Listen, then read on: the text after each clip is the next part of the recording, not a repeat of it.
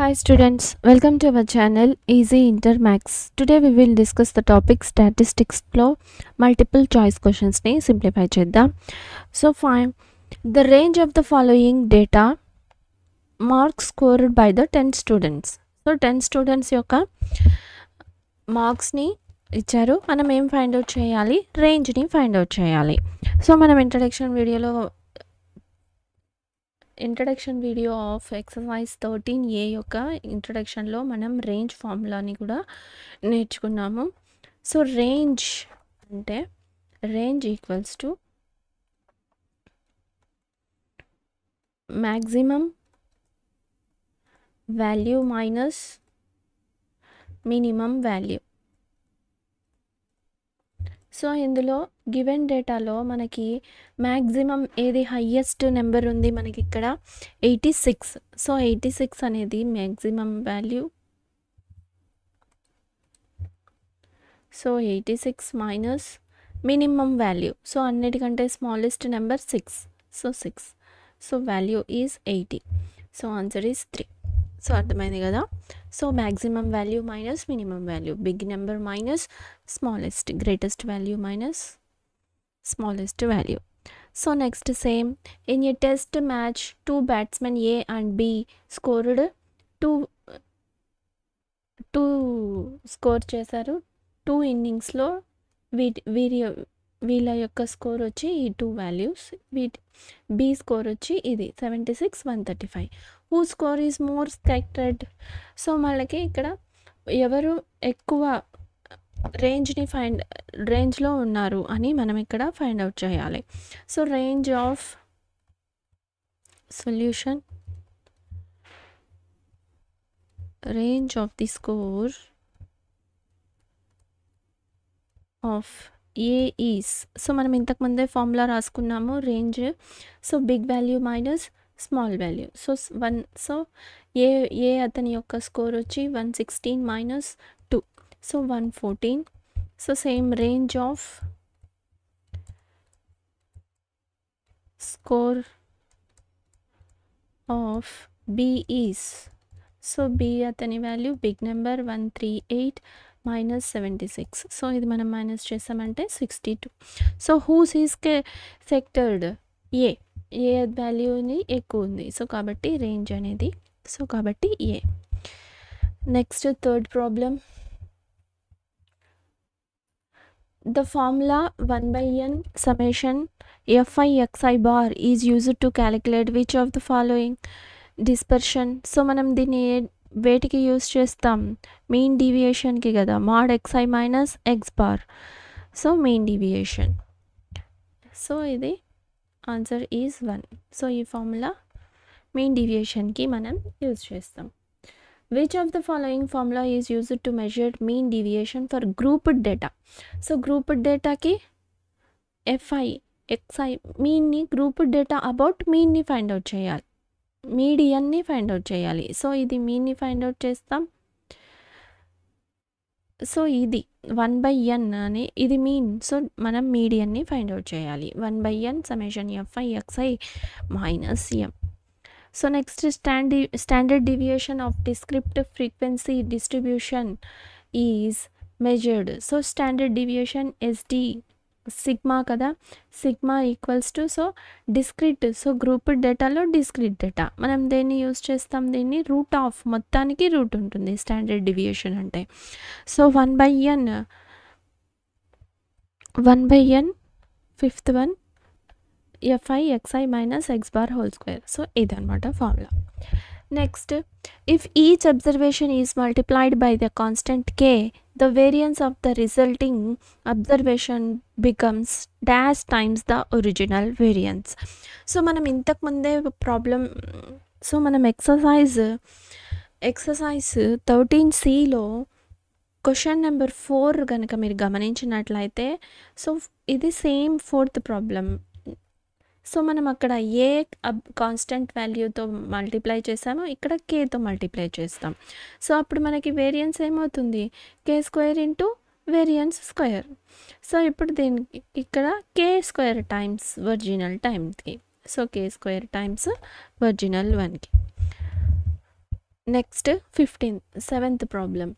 The variance of 20 observation is 5.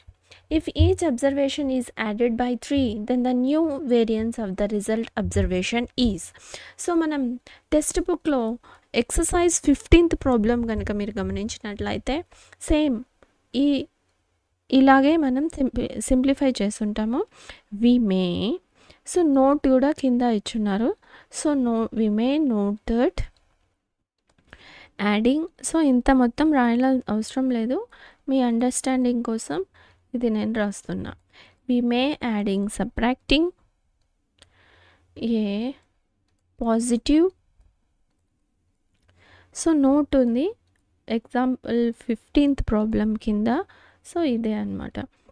Are from, so positive value or negative value ఏదైనా ఒక వాల్యూని మనం అబ్జర్వేషన్కి each observation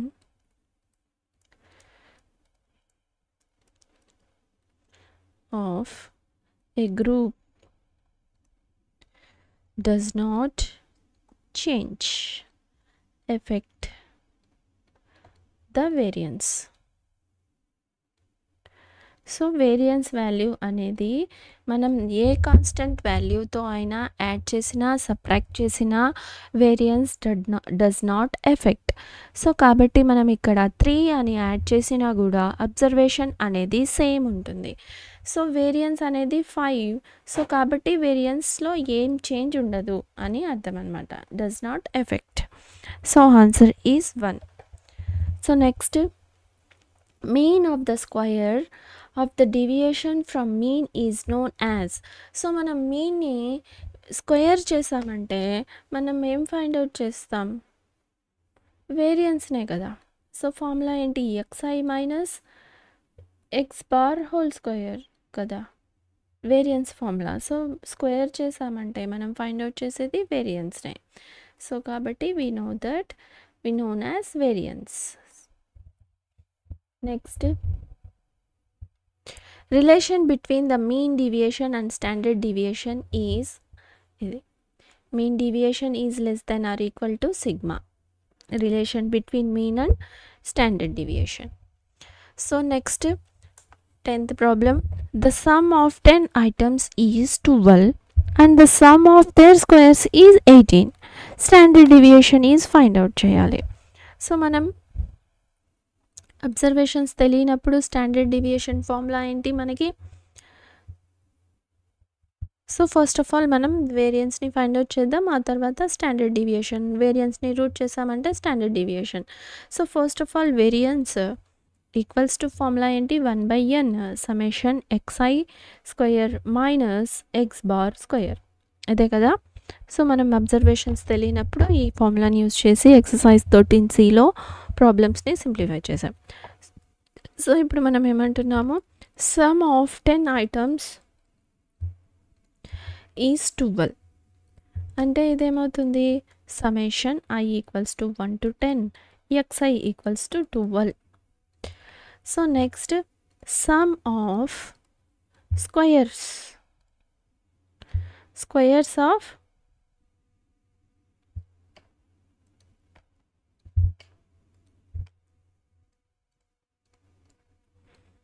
squares of 10 items